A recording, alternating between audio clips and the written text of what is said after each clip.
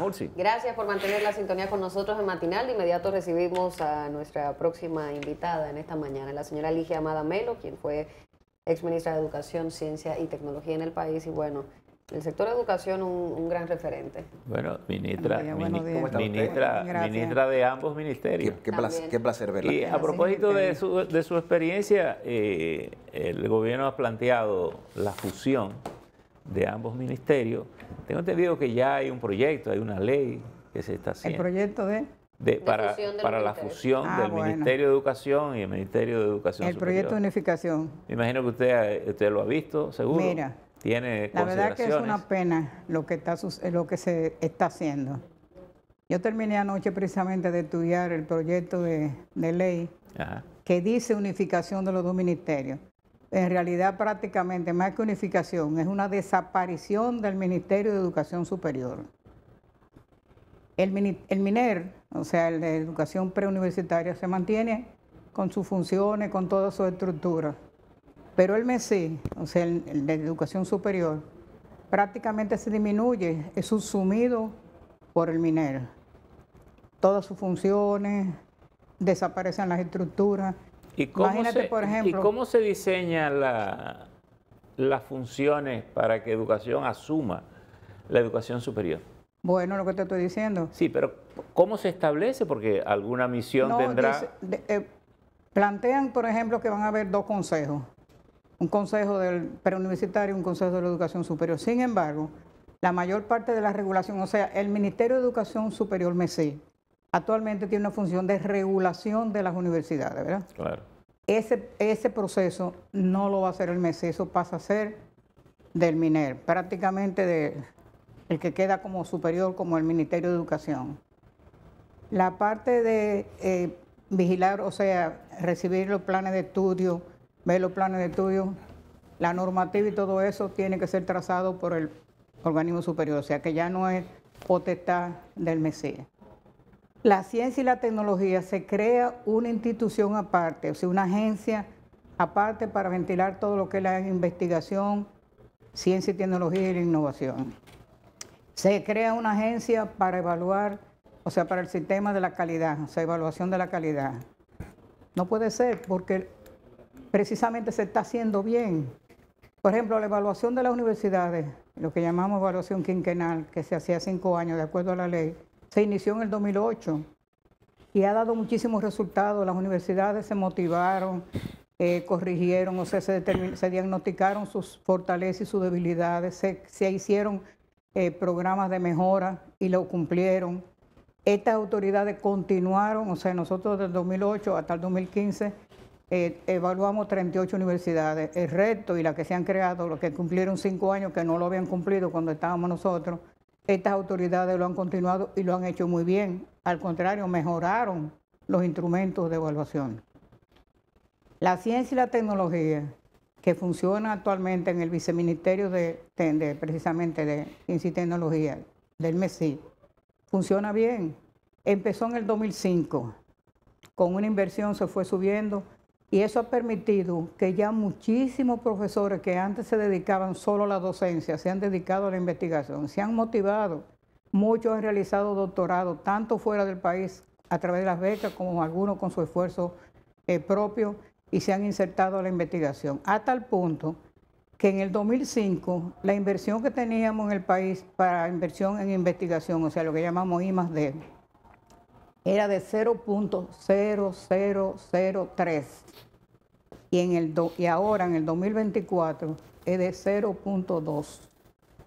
Es decir, que subimos, oye bien, en aquel tiempo estábamos muy lejos de la media de América Latina, que en ese tiempo era 0.5.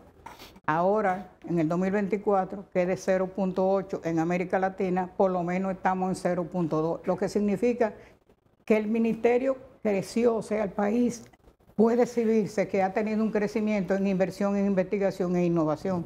Entonces, ¿por qué tiene que crearse una agencia para hacerlo si se está haciendo bien? ¿Se está haciendo bien? Profesora, muchos países funcionan con un ministerio y manejan ambas cosas. ¿Conoce usted alguna de esas experiencias que pudiéramos decir puede funcionar pero de manera distinta o no debe funcionar? Porque Yo considero no que todos los países tienen la no, misma estructura que nosotros tenemos. yo considero que lo que se está haciendo no procede. Okay. Yo considero que lo que tiene que hacerse es que funcionen los dos ministerios, que se actualicen las leyes, o sea, la ley del preuniversitario, que es la 6697, que incluso se estaba modificando, yo formaba parte de la comisión, 26 personas técnicos formábamos parte de esa revisión, que se actualice la 6697, que se actualice la 13901, que es la que rige para la educación superior, la ciencia y la tecnología. ¿Por qué? Porque mira, concentrar todas esas funciones que tiene la educación preuniversitaria, más todas las funciones que tiene precisamente la educación superior en una sola institución, con todos los déficits que venimos arrastrando, porque tenemos todavía que no hemos logrado la calidad a nivel preuniversitario, ni hemos logrado tampoco la calidad de los profesionales que salen de las universidades de acuerdo a las necesidades de hoy. No lo están. Incluso se está haciendo educación a distancia medianamente bien, porque no estamos, los diseños no responden a una planificación. Entonces, para mí no procede, fundamentalmente no procede la unificación, porque como te digo, lo que se está es subsumiendo, prácticamente desapareciendo el Ministerio de Educación Superior, con todas sus funciones, dejándole muy pocas funciones y subsumida toda a la educación preuniversitaria, o sea, el MINER, que como digo, tiene muchísimo déficit porque todavía es la hora que todavía tenemos niños que llegan al cuarto curso, al sexto curso sin interpretar lo que leen. Entonces, con todas esas prioridades que tiene la educación preuniversitaria, ¿cómo sumarle ahora las funciones? Por eso digo que más que una unificación, que se diga mejor claro, es una desaparición, es una supresión del Ministerio de Educación Superior. Doña Ligia, en su momento, así lo veo yo. En su momento usted como ministra de Educación le tocó lidiar con el gremio de la ADP.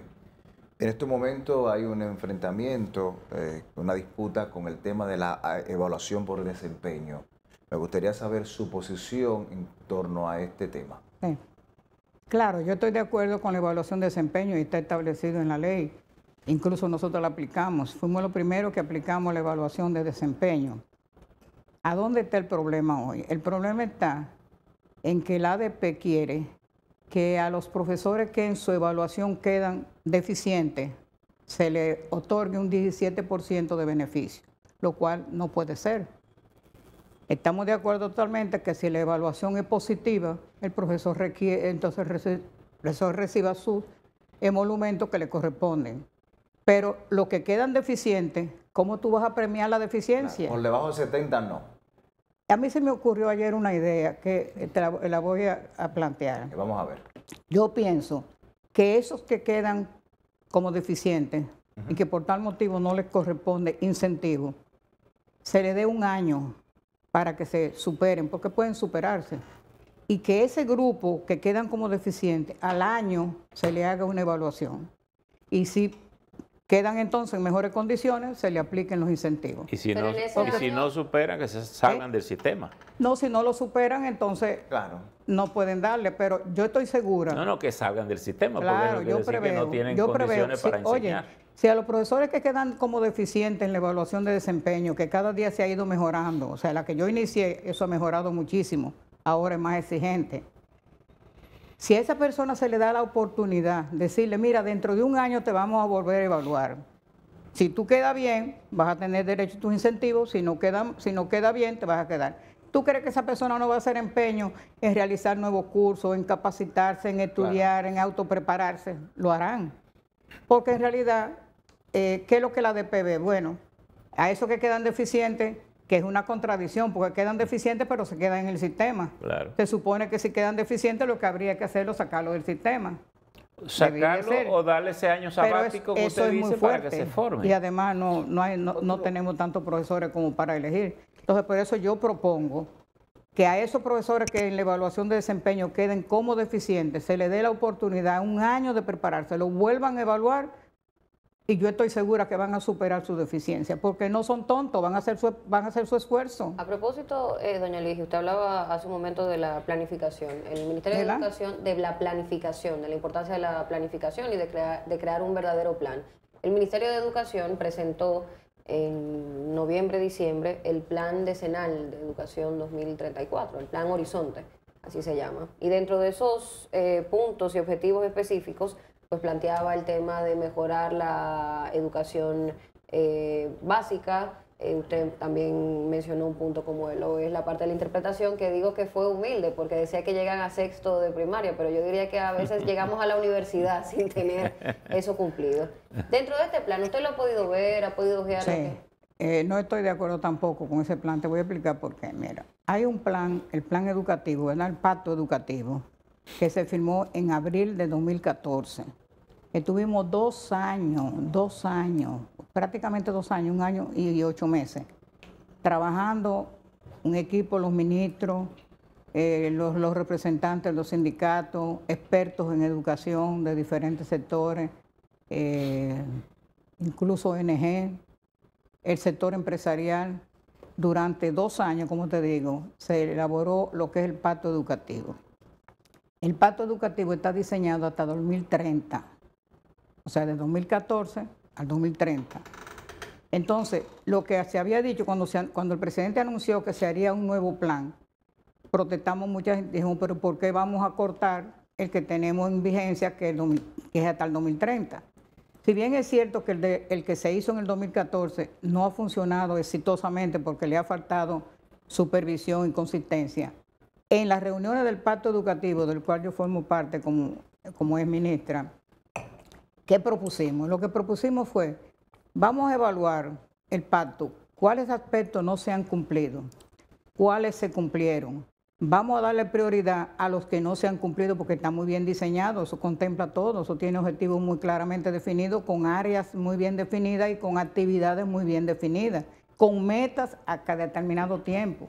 Entonces lo que propusimos fue, evaluemos el pacto educativo, veamos cuáles aspectos no se han cumplido, diseñemos entonces programas acelerados para completarlo y completamos el 30. Una vez que se termine ese pacto educativo, entonces por supuesto se hace otro pacto. Entonces, ¿por qué si está en vigencia hasta el 2030? Se va a iniciar ahora otro plan decenal que prácticamente va a anular el pacto educativo. Y el pacto educativo, como te digo, fue firmado, óyete, por cientos de instituciones. Profesora, o sea que pero a propósito... Es una contradicción. A propósito del pacto, y yo siento que los pactos, los gobiernos asumen de los pactos las cosas que creen que le conviene, pero no lo asumen pleno, porque un pacto implica asumirlo pleno y hacer todo lo que manda el pacto. Y yo creo que con el pacto educativo ha ocurrido eso. Bueno, usted mismo señala, bueno, ha faltado seguimiento para cumplir esa parte. ¿Cómo es posible recuperar eso? Sí, se recupera. Mira, el pacto, como te digo, fue bien diseñado. En la cabeza prácticamente de Magdalena Lizardo, que lo hizo muy bien. Y mientras ella ha trabajado en el MEPID, ella entonces era la que tenía la cabeza del seguimiento. Luego ella salió del MEPID, eso quedó un poco, que te diría, yo no a la deriva, pero no tenía la supervisión sistemática que ella y el equipo designado para tales fines le daba. Nos reunimos de vez en cuando, pero prácticamente lo que se ven son aspectos metodológicos, pero no se va al fondo. Y por eso ha habido un retraso en el cumplimiento. Pero estamos a tiempo de acelerarlo. O sea, la mayoría de lo que asistimos al pacto ahora, recientemente, lo que hemos propuesto es que se acelere, que se cumpla, porque no es correcto tampoco que un país defina un plan, interrumpe ese plan para poner otro. Es una superposición innecesaria. No entiendo. Llover sobre mojado. Llover sobre mojado. Llover sobre mojado. Pero de manera general siempre nos ha faltado la continuidad de Estado. Cambiamos de plan, que siempre nos ha faltado lo que es la continuidad de Estado. Cambiamos de plan y de proyectos. Exactamente. Y el sector educación eso es una de las deficiencias de nuestra institucionalidad. Eso se llama falta de institucionalidad, que nos falta mucho desarrollar en el país para ser exitosos. Pudiéramos ser muchísimo más exitosos en todos los aspectos económicos, cultural, social, todo, si se cumpliera la institucionalidad. Ese es un ejemplo evidente, como tú lo has dicho. O sea, hay falta de institucionalidad. Si hay un plan, ¿por qué crear otro? Profesora. Entonces, por mejor que sea, lo que tiene que hacer el Ministerio de Educación es precisamente acelerar en aquellos aspectos que han sido retrasados. ¿Cuál es fundamentalmente que ha sido evidente? Bueno, los aprendizajes, es donde porque se ha mejorado en la formación del personal docente, se ha mejorado en cuanto a los emolumentos del personal docente que están bastante bien pagados en relación con otros países de América Latina. Se ha mejorado en construcción de aulas, o sea, hay mejores instalaciones, aunque todavía tenemos déficit, pero que no lo digan, que no es así. La mayor parte de las aulas, el país tiene la mayor parte de sus aulas en buen estado, lo tiene. Entonces, ¿dónde ha habido el retraso? En aprendizaje. ¿Qué es lo que hay que hacer entonces? Acelerar, diseñar estrategias para que los aprendizajes de los niños desde el primer curso. Yo, por ejemplo, he sugerido muchísimas veces que no todo el mundo tiene la habilidad para trabajar en primer curso, alfabetizar, vamos a decir. Y hay que hacer una evaluación de todos los profesores que trabajan en primer curso, los que tienen condiciones y actitudes para eso, porque tienen vocación para eso. Se quedan. Los que no se promueven a otro tipo a otro curso, pueden ser el cuarto, al quinto, al otro que ellos quieran, al área que ellos quieran. Mire. Entonces, porque los profesores de primer curso tienen que ser especializados en cómo enseñar a leer y escribir. Si eso se hace, el problema, pero entonces no se hace, entonces quedan profesores que no tienen habilidades para alfabetizar. Y esos niños siguen subiendo con entonces el círculo vicioso sigue creciendo y sigue creciendo. A propósito de ese tema que usted plantea, me gustaría saber entonces su posición con los auxiliares docentes. ¿Deben ser por concurso o deben ser por contratos? ¿Los auxiliares? Sí, docentes. Debe ser por concurso, todo debe ser por concurso. Eso es lo que conocemos como los profesores asistentes, vamos a... No, porque sí. hay auxiliares, hay también lo que se llaman los coordinadores pedagógicos en las escuelas, y es conveniente que sea, así como para entrar a la docencia se hace por concurso, también un auxiliar tiene las mismas condiciones porque va a trabajar precisamente auxiliando para los aprendizajes. No, y además entra como auxiliar y luego puede pasar a ser... Debe ser por oposición. Sí, porque si no es por concurso comienzan a nombrar gente que no... Profesora, pero yo quiero plantearle... No, porque eso evita precisamente, primero asegura que se haga el trabajo con calidad y segundo evita que se haga la designación va a decir por beneficio partidario. Sí. Profesora, quería plantearle esto, a ver si usted ha reflexionado sobre ello. El Pacto por la Educación se firmó en el 2014. ¿El pacto? Por la educación. Se firmó en el 2014. Estamos en el 2024, hace 10 años. Pero ¿qué ocurre? En ese trayecto, un acontecimiento planetario que fue la pandemia, que parece haber volteado el mundo patas arriba. La tecnología vino y se integró. ¿Qué tanto se ha quedado retrasado ese pacto con la realidad que vive el mundo de hoy? Porque usted ha hablado del aprendizaje, pero en esa estructura educativa, que incluye todo, hasta la educación superior, han cambiado tantas cosas de manera tan rápida. Es correcto. Que no sé cuáles ajustes tendríamos que hacer para ir al ritmo en que el mundo va. Mira, en algunos aspectos se mantiene igual. Los mismos problemas y las mismas propuestas funcionarían. En otras, como bien tú dices, es necesario actualizarlo al momento actual. El mundo ha cambiado mucho. Ya el uso de la tecnología cambia totalmente, no solamente la educación, cambia la vida en todos los aspectos. Pero precisamente eso era lo que planteábamos dentro del pacto. Que el que tenemos se haga una evaluación. ¿Cuáles aspectos se han quedado rezagados? ¿Cuáles aspectos hay que actualizar? Eso es más fácil. Si tú tienes un pacto que es hasta el 2030 y hay algunos aspectos que están retrasados o que requieren actualizarlo para responder al momento actual, simple y llanamente se hace eso y se le da cumplimiento. No hacer otro plan, porque lo que no estoy de acuerdo es que se suplante un plan decenal con algo que ya existe y que fue firmado por tantas autoridades, porque sería, como digo, una interrupción a la institucionalidad. Una violación a la institucionalidad. Ya. Mira, y quiero hablar del Congreso, del partido. Vamos arriba, vamos a hablarlo, de la fuerza del pueblo. Claro. ¿Ya se concluyó la primera parte? No, la primera parte se termina ahora en febrero. Ahora en febrero. En febrero. Y entonces o sea, ha sido un éxito. En realidad estamos en este momento en la discusión, ¿sabes que hay 21 mesas temáticas? Y dentro de esas 21 mesas temáticas hay una, la de tiene que ver con políticas sociales, que tiene 12 submesas, y por tal motivo son 32 mesas, incluyendo la submesa.